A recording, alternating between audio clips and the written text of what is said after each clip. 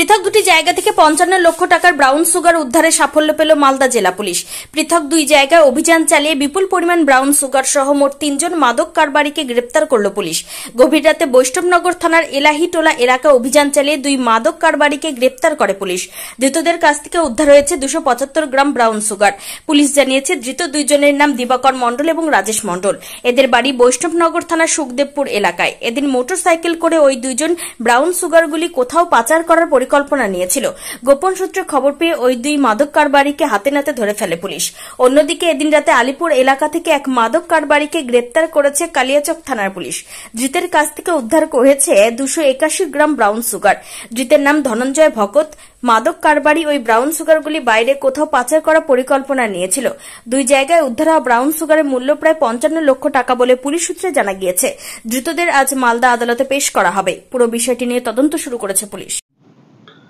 এটা আমরা last 1 month 2 months আমরা অনেক সেরকম টার্গেট করে মডিউল করে আমরা ট্র্যাক করছি। আর কিছু থানার দায়িত্ব দেওয়া হয়েছে কিছু কিছু অফিসার্সকে। তো ওখানে ওরা যে ইনফরমেশন পাচ্ছে তখন আমরা অপারেশন করছি। বেশিরভাগই আমরা সাকসেসফুল হচ্ছি। 1-2 বার হয়তো আমরা ওটাকে আটকাতে পারিনি, কিন্তু বেশিরভাগই আমরা যে মডিউলস আমরা ট্র্যাক করছি ওখানে সাকসেস পাচ্ছি। তো বৈষ্ণবনগর থানা কালকে একটা অপারেশন করেছে আর একটা কালেচেক করেছে। এখানে total 55 lakhs around retail price का drugs brown suspected brown sugar ধরা হয়েছে আর 3 জনকে অ্যারেস্ট করা হয়েছে।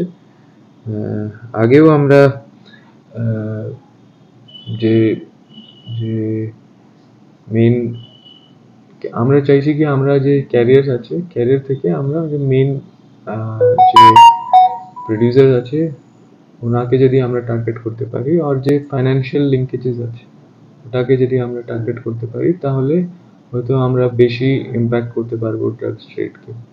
তো এর জন্যই আমরা চেষ্টা করছি আর হয়তো আমরা আর সাকসেস পাবো। অনেক ইনফরমেশন অনেক ওটা চলছে, তো হোপফুলি আমরা আর সাকসেস পাবো। Bureau report, news for Bengal.